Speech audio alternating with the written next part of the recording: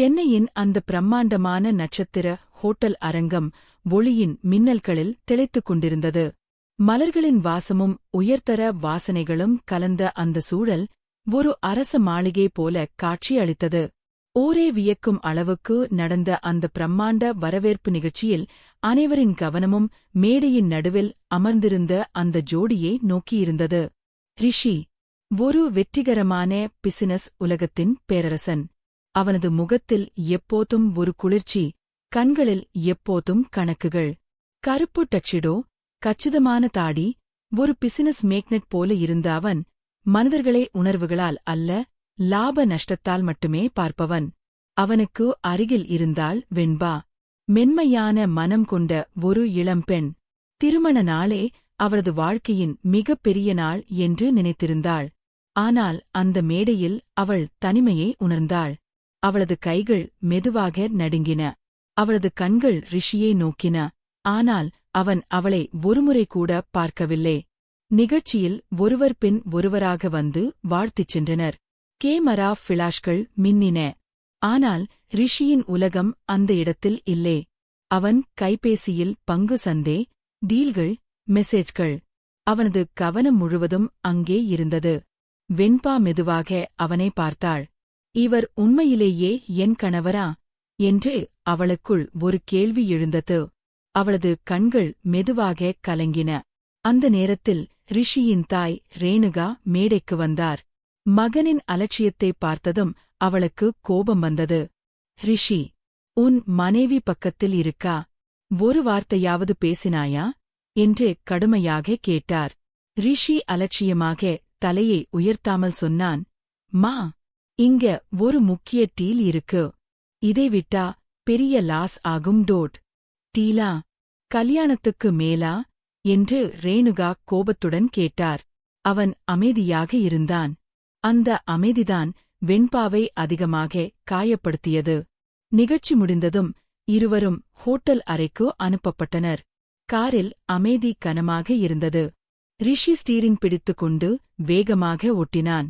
அவன் மனதில் எண்கள் ஓடிக்கொண்டிருந்தன. வெண்பா ஜன்னலின் வழியே வெளியே பார்த்துக் கொண்டிருந்தாள். அவளது மனம் பயத்தால் நிறைந்திருந்தது. திடீரென ரிஷி கேட்டான், உன் பேர் என்ன? அந்த ஒரு கேள்வி வெண்பாவை உடைத்தது போல இருந்தது. அவளது கண்கள் ஒரு நொடி நிறுத்தின. இப்போதுதான் கேட்கிறாரா என்று மனதுக்குள் நினைத்தாள். வெண்பா என்று மெதுவாக சொன்னாள். நெய்ஸ் நேம் என்று அவன் உணர்ச்சியில்லாமல் சொன்னான். அதோடு மீண்டும் அமைதி. ஹோட்டல் அறை மிக பிரம்மாண்டமாக இருந்தது. பெரிய படுக்கை, மெழுகுவர்த்தி வெளிச்சம், ரோஜா இதழ்கள்.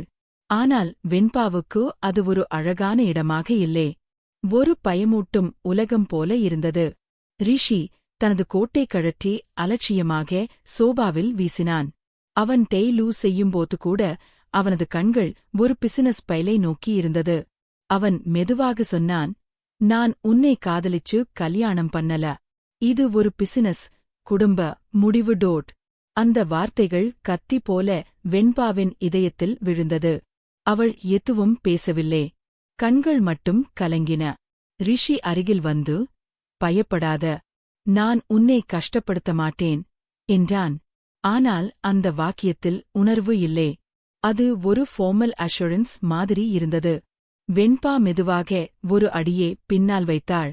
எனக்கு கொஞ்சம் டைம் வேணும் என்றாள். ரிஷி ஒரு நொடி அவளை பார்த்தான்.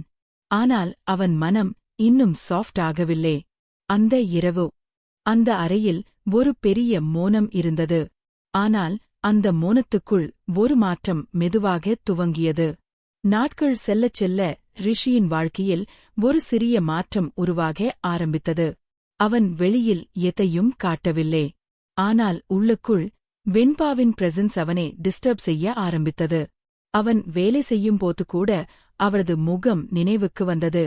அவள் அமைதியாக அமர்ந்திருக்கும் அந்த பார்வை அவனை சிந்திக்க வைத்தது. வெண்பா அவனை புரிந்து கொள்ள முயன்றாள். அவன் குளிர்ச்சியானவன்தான். ஆனால் முழுவதும் கெட்டவன் அல்ல என்று அவளுக்குள் ஒரு எண்ணம் உருவானது. ஒரு நாள் ரிஷி கடுமையான பிசினஸ் மீட்டிங் முடித்து கோபமாக வீட்டுக்கு வந்தான். மேஜை மேல் பைல்களை வீசினான். எல்லாரும் யூஸ்லெஸ் என்று அவன் சீறினான். வெண்பா மெதுவாக அருகில் வந்தாள். நீங்க கொஞ்சம் ரெஸ்ட் எடுத்துக்கோங்க என்று மென்மையாக சொன்னாள். அந்த ஒரு வார்த்தை அவனது கோபத்தை நிறுத்தியது. அவன் அவளை பார்த்தான். முதல் முறையாக அவளது குரலில் இருந்த அமைதி அவனை தாக்கியது. அவன் எதுவும் பேசவில்லை.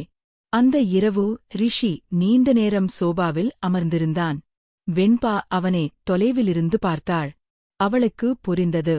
அவன் கடினமானவன் மட்டுமல்ல, தனிமையானவனும் கூட. ஒருநாள் இரவோ அமைதியாக இருந்தபோது ரிஷி மெதுவாக பேசினான்.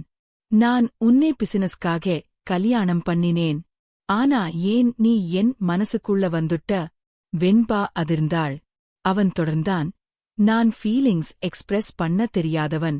ஆனா உன் அருகில் இருக்கும்போது நான் மாறுறேன் டோட். வெண்பாவின் கண்களில் கண்ணீர் வந்தது. அவள் மெதுவாக அவனிடம் சென்றாள். நான் பயந்தேன். நீங்க என்னை கவனிக்க மாட்டீங்கன்னு நினைச்சேன் என்றாள். ரிஷி அவளது கையை பிடித்தான். அந்த நிமிடம் அவன் குளிர்ச்சி குறைந்து ஒரு மனிதனாக மாறினான். நான் உன்னை கவனிக்காம இருக்க முடியல என்றான் மெதுவாக. அந்த இரவு இருவருக்கும் இடையே இருந்த பயம் கரைந்தது. ரிஷி அவளதில் மெதுவாக சாஃப்ட் ஆகஸ்டு ஆரம்பித்தான். வெண்பா அவனது கடினமான முகத்துக்குள் இருக்கும் உண்மையான மனிதனை கண்டாள். அந்த அரேஞ்ச்ட் மேரேஜ் மெதுவாக ஒரு உண்மையான உணர்ச்சிப் பிணைப்பாக மாறத் தொடங்கியது.